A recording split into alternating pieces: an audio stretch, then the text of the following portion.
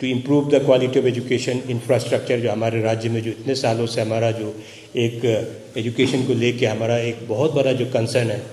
तो मैं मंत्री पद संभालने के बाद आप सबको पता होगा कि काफ़ी कुछ रिफॉर्मेशंस के लिए हम लोगों ने कोशिश किया है। स्कूल का क्लबिंग का कोशिश किया, मर्जर का कोशिश किया, क्योंकि एक मेजर प्रॉब्लम हम हमेशा से बोलता है कि हमारा एजुकेशन सिस्टम का जो एक सबसे बड़ा प्रॉब्लम है कि प्रॉब्लम ऑफ प्लेंटी। हर जगह स्कूल बना हुआ, लेकिन हम वहाँ पे एडिक्वेट टीचर नहीं दे पा रहे, एडिक्वेट हम इंफ्रास्ट्रक्चर दे नहीं पा रहे। कहीं में 2 बच्चे हैं, कहीं में 4 बच्चे हैं, कहीं में 3 बच्चा, कहीं 10-20 बच्चा। तो इस तरीक़ा का जो सिस्टम जो बैठा था उसको हम लोगों ने रेक्टिफाई करने का कोशिश किया। उसका एक पूरा रोड मैप हम लोगों ने तैयार कर दिया है, ताकि गांव-गांव तक एक पूर्ण तरीके से एक क्वालिटी एजुकेशन कैसे पहुंचना चाहिए। और हमको पता है कि सरकार अकेला से ये काम होने वाला नहीं है। सरकार आपको इंफ्रास्ट्रक्चरल डेवलपमेंट में आपको मदद कर सकता है, मैन पावर रिक्रूट करके दे सकता है, आपका ह्यूमन रिसोर्स गैप को फिलअप कर सकता है। लेकिन at the end of the day हमको क्या चाहिए? एक ओनरशिप, जैसे डीडीएससी साहब ने बोला, एक ओनरशिप।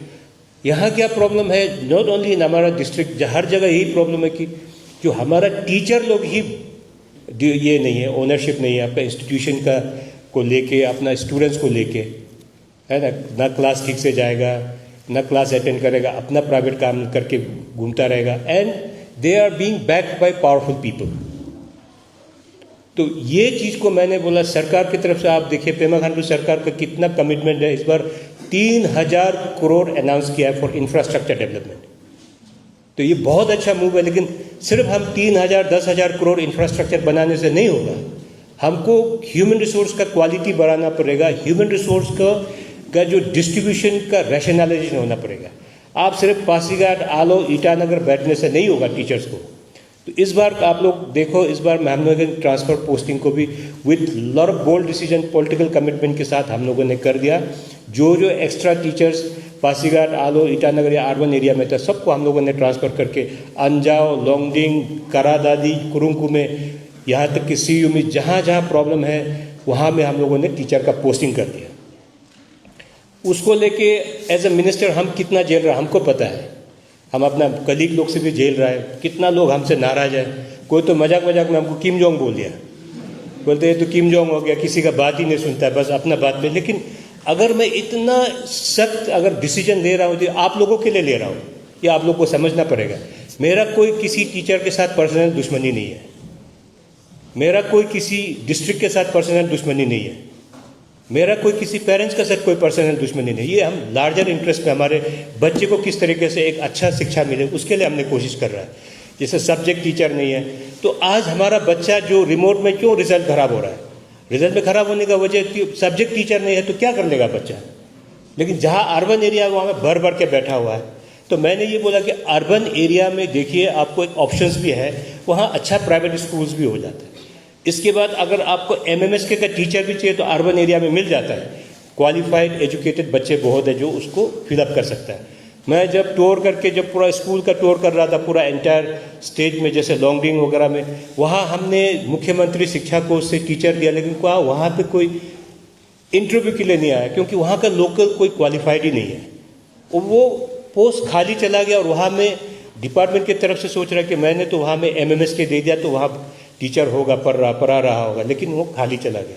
लेकिन अगर एमएमएस के हमको देना है पासीघाट, आलो, ईटानगर या जहाँ भी अर्बन, वहाँ पे बच्चे जरूर मिल जाएगा जो क्वालिफाइड है, तो उससे उनको कोई ज़्यादा फर्क पड़ने वाला नहीं। इसलिए इस बार मैंने बोल्ड डिसीजन लेके हमारे सीयू में, ऐसा नहीं कि मेरा अपना डिस्ट्रिक्ट है इसलिए भेजा, ऐसा नहीं, मैं हर जगह में मैंने भेजा है।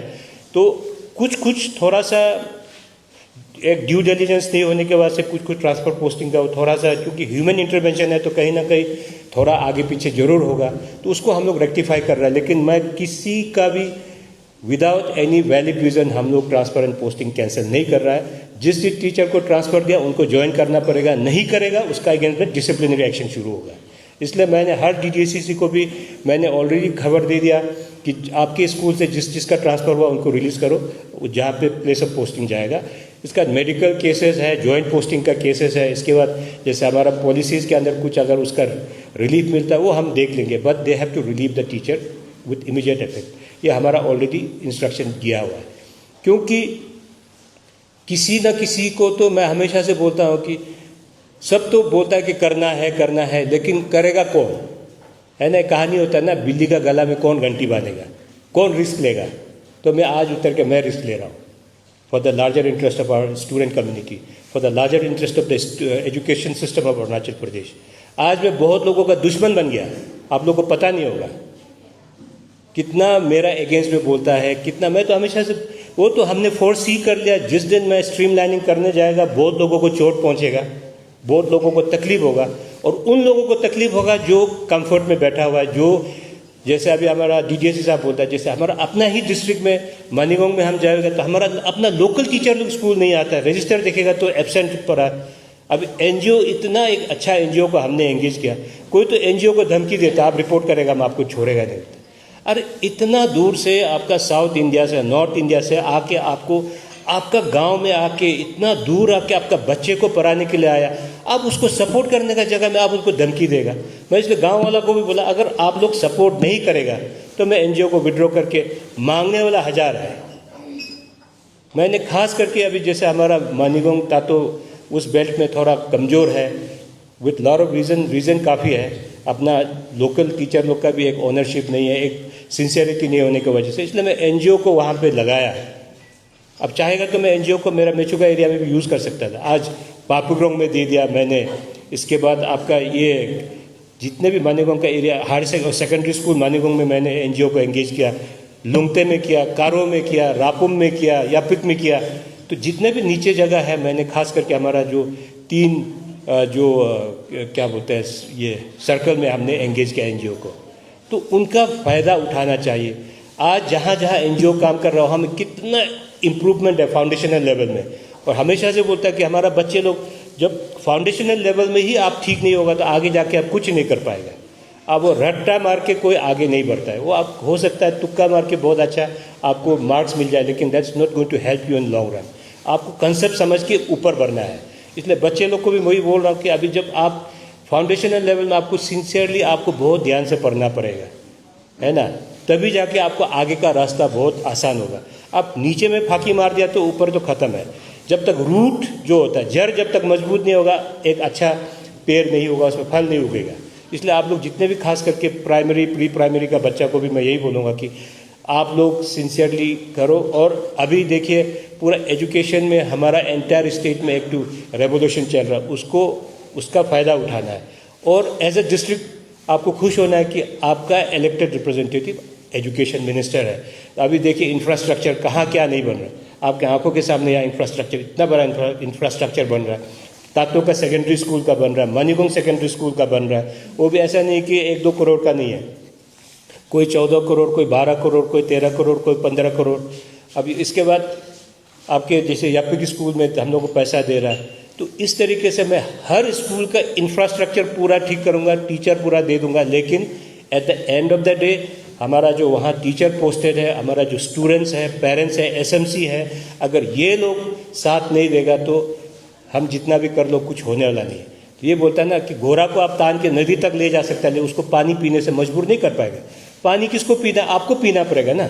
हम आपके लिए शेड बना दिया, क्लासरूम सुंदर से बना दिया, हर इंफ्रास्ट्रक्चर दे दिया, आपको अच्छा टीचर दे दिया, आप क्लास में बैठ के सुनेगा नहीं, ध्यान नहीं देगा तो उसका कोई इलाज नहीं है। उसको ना मंत्री ठीक कर पाएगा, ना मुख्यमंत्री ठीक कर पाएगा, ना डीडीएससी ठीक कर पाएगा, ना आपका प्रिंसिपल कर पाएगा, ना आपका टीचर कर पाएगा। ये आपका खुद का रिस्पॉन्सिबिलिटी है, आप खुद ध्यान देना पड़ेगा। सरकार का तरफ से इतना कोशिश चल रहा है तो आपको ध्यान देना पड़ेगा। This is your responsibility. आप अगर सिंसियरली पढ़ेगा तो you will make your parents proud, you will make your society proud, and you will be contributing to the growth of the state and growth of the country. आप youth है, हम लोग हमेशा youth को power house बोलता है। अगर power house ही powerless हो जाएगा तो फिर क्या पावर हाउस बनेगा। तो इसलिए जब सरकार इतना इन्वेस्ट कर रहा है अपना एजुकेशन सिस्टम में, जो पीछे चला गया उसके ऊपर में हम लोग डिस्कस नहीं कर रहे, लेकिन आगे का रास्ता को हम लोग किस तरीके से तय करना है, उसमें स्टूडेंट कम्युनिटी का क्या रोल है, टीचर्स का क्या रोल है, एसएमसी का क्या रोल है, पेरेंट्स का क्या रोल है, एनजीओ का क्या रोल है, स्टूडेंट ऑर्गेनाइजेशन का क्या रोल है, सीबीओस का क्या रोल है, उसको हमको सबको जानना पड़ेगा। ये अकेला कोई टीचर का काम या कोई मंत्री या कोई प्रिंसिपल का काम नहीं है, ये हम लोग सबको मिलजुल के इसको हमको आगे बढ़ना पड़ेगा। अभी इतना बड़ा इंफ्रास्ट्रक्चर बन रहा है, बनने के बाद आप लोग ही शीशा तोड़ देगा, आप लोग ये तार वायर निकाल देगा, तो ऐसा होगा तो कौन कितना आपका करता रहेगा। इसलिए आपका अपना एसेट है, आपका अपना ये क्या बोलते हैं स्कूल है, उसको अपना घर को जितना आप ख्याल से प्यार से रखता है उस तरीक़ा का आप लोगों को करना है। और मैं ये बोलूँगा कि जितने भी आपका टीचर्स को रेस्पेक्ट करना बहुत ज़रूरी है। आजकल थोड़ा सा वो प्रॉब्लम हो गया बच्चों में भी ना, थोड़ा उसको चीज़ को आप लोग देखना है। जब तक आप अपना टीचर को रेस्पेक्ट नहीं करेगा तो आपको कभी भी ज्ञान का फ़ायदा नहीं मिलेगा। तो इसलिए आप लोग इंट्रैक्शन प्रोग्राम है, इसलिए हम लोग आपको लग रहा होगा तो आके भाषण दे के जा रहा है, लेकिन मैं जो एक एक शब्द जो बोल रहा हूँ वो आप अच्छा से सुनिए, सोच के उसको बाद में ऐसा रियलाइज़ होगा कि अरे उस समय हम ये बात को ध्यान दिया था तो आज मेरा ज़िंदगी कुछ और होता था। वो रिपेंटेंस नहीं होना है। अभी का समय है, समय किसी के लिए रुकता नहीं है। आज जो समय निकल गया वो वापस नहीं आएगा, इसलिए आज का समय को किस तरीक़ा से यूटिलाइज़ करना वो बहुत इंपॉर्टेंट है। आप कल पीछे मुड़ के पछताने से कुछ नहीं होता है ना। वो बोलता है ना, अब पछतावा क्या होता है जब चिड़िया चूक गई खेत। चिड़िया जब खेत नहीं खाने का पहले आपको क्या तैयारी करना है वो उसका समय प्रेजेंट सिचुएशन में आपको करना पड़ेगा। इसलिए और ख़ास करके अभी जैसे हमारा DDSE साहब ने बोला कि हमारा लोकल टीचर का बारे जो बता रहा है ना, सिंसियरिटी का बारे बता रहा है, इसलिए मैं आज ये मंच के थ्रू बोलूँगा कि देखिए अटेंडेंस और रिपोर्ट हम लेते रहेगा। अगर ये लोग परफॉर्म नहीं कर रहे इनको हम ट्रांसफ़र कर देगा हमारा डिस्ट्रिक्ट से। ये जो आप लोग भी बता देना, अपना जो भी है हर किसी को ये बता देना, इवन सबको बता रहा, जो परफॉर्म नहीं करेगा उसको हम ट्रांसफ़र कर देगा। उसमें रो दो के आएगा, कोई होता है कि हमारा वोटर है वो उनसे भी हम सुनेगा नहीं है। यहाँ वोटर का कोई बात नहीं है। जब हम पूरा एंटायर स्टेट में इतना मंत्री MLA और पूरा लोगों का साथ लड़ झगड़ के हम इतना बड़ा ट्रांसफ़र एंड पोस्टिंग कर सकता है तो हम अपना डिस्ट्रिक्ट से भेजने में हमको कोई एक सेकंड का काम नहीं, हम मिड टर्म में भी हम भेज सकता है। इसलिए ये एक वार्निंग समझ लो या एक एडवाइस समझ लो, उसको ध्यान से आप सब खबर दे देना। मानीगोंग में भी हो या मेचुका में हो या तातो हो या कहीं में भी जहाँ भी टीचर तैनात है, अगर ड्यूटी से भागेगा विदाउट एनी वैलिड रीज़न, वो हम असेसमेंट तो ले ही रहा है, वो असेसमेंट को लेके अगर जिसका भी अटेंडेंस बहुत पुअर है, परफॉर्मेंस पुअर है, उसको तो हम डिस्ट्रिक्ट से बाहर भेज देगा। आपका वजह से क्यों हमारा बच्चा परेशान होगा, आपका वजह से क्यों हमारा बच्चा सफ़र करेगा। आप खुद यहाँ का लोकल है तो आपको और जी जान लगा के आपको पढ़ाई करना। बाहर के लोग आके इतना सिंसियर से पढ़ाई करेगा और हमारा टीचर लोग ही फांकी मारेगा, वो तो नहीं होगा ना। इसका धमकी देगा, वो थोड़ी चलेगा। कल को लगता है कि अगर वो टीचर सिंसियर नहीं है, I will not hesitate to transfer him out. इसलिए ये चीज़ एक क्लियरली, ये कोई हम जस्ट ये भाषण का कंजम्पशन के लिए नहीं बोल रहा, I mean it seriously and this message should go to each and every teacher who are posted in my district. They should be really sincere until and unless there is a medical emergency और या बहुत ही कुछ emergency जब तक नहीं होगा, they should not run away from duty, they should not shy away from duty। अगर करता है तो मुझसे बुरा कोई नहीं होगा। ये मैं सीधा, आप कल को आके वोट मारेगा नहीं मारेगा दैट्स अ सेकेंडरी थिंग, लेकिन हमको मेरा बच्चों का फ्यूचर को सिक्योर करना है, हमको लड़कों को अच्छा एजुकेशन देना है, ये मेरा दायित्व है, ये हम जरूर करके रहेगा। अगर हम एजुकेशन मिनिस्टर हो के हम अपना डिस्ट्रिक्ट का टीचर को ठीक नहीं कर पाएगा तो हम बाहर का टीचर को क्या ठीक करेगा, है ना। तो charity should begin at home बोलता है ना। क्लीनिंग प्रोसेस हम अपना डिस्ट्रिक्ट से ही करेगा। ये नहीं सोचना है कि मंत्री का हम वोट मार दिया तो हमको तो नहीं हिला पाएगा, वो गलत फहमी में बिल्कुल नहीं रहना है। इसमें कोई रूलिंग अपोजिशन नहीं है, बच्चा का फ्यूचर का बात है, तो बच्चा का फ्यूचर को लेकर कोई खिलवाड़ होने वाला नहीं है। ये मैं क्लियरली सबके सामने बोल दे रहा हूँ। और स्टूडेंट्स भी, आप लोग भी फांकी नहीं मारना बिल्कुल, है ना। तो सरकार की तरफ से इतना कुछ इनिशिएटिव ले रहा है, उसका भरपूर फ़ायदा उठाओ। और मैं यही बोलूँगा कि आगे आप लोग अच्छा से पढ़िए।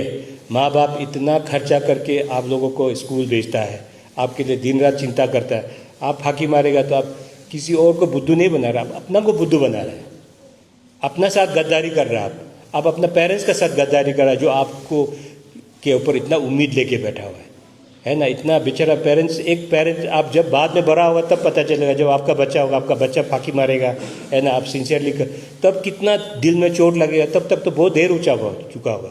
इसलिए आपको आपका पेरेंट्स बेचारा, कोई गरीब पेरेंट्स है ना, इतना तकलीफ करके पैसा जुगाड़ के आपको पढ़ा रहा है। अभी quality education system door step पे आने वाला, उसका भरपूर फ़ायदा उठाना है। इसलिए आप लोग भी सपोर्ट करो और जितना भी एजुकेशनल इंफ्रास्ट्रक्चर गैप है उसको मेरा टेन्योर में हम पूरा भरपाई करने का कोशिश करें। ऑलरेडी मेजर इंफ्रास्ट्रक्चर तो ऑलरेडी अभी ऑन गोइंग है, आप लोग देख ही रहा है। तातो का भी सेकेंडरी स्कूल का बन रहा है, ये तो बन ही रहा है, आपका मानीगोंग तो बन ही रहा है। लेकिन इसमें हमारा डीडीएसई साहब को भी बोलेगा, कंसर्न जो प्रिंसिपल और हेड मास्टर्स है उन लोगों को भी बोले, जब बनते समय आप लोग भी मॉनिटर करते रहना है, क्वालिटी मॉनिटर करना है, उसका प्रोग्रेस रिपोर्ट आप लोग भी देना है, क्योंकि ये आपका प्रॉपर्टी है। तो आप लोग कॉन्ट्रैक्टर को हमेशा ऐसा नहीं कि बिना मतलब से टांग नहीं आ रहा है, लेकिन हमेशा से देखना है कोई क्वालिटी कॉम्प्रोमाइज़ नहीं हो रहा, किस तरीक़ा से काम चल रहा है, उसका प्रोग्रेस रिपोर्ट आप लोग भी मेंटेन करना है, ताकि टाइमली हमारा स्कूल का इंफ्रास्ट्रक्चर भी बनेगा, और जितना जल्दी बनेगा उतना जल्दी हमारा बच्चे लोग नया वो फैसिलिटी में आके और अच्छा से हमारा पढ़ाई वढ़ाई कर सकेगा। तो